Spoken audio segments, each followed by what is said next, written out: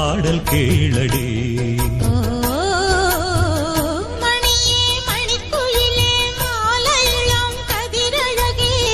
கொடியே கொடிமலரே கொடியிடையில் நடையழகே, தொட்டையிடம் பூமணக்கும் துளிர்கரமோ தொடையினைக்கும்.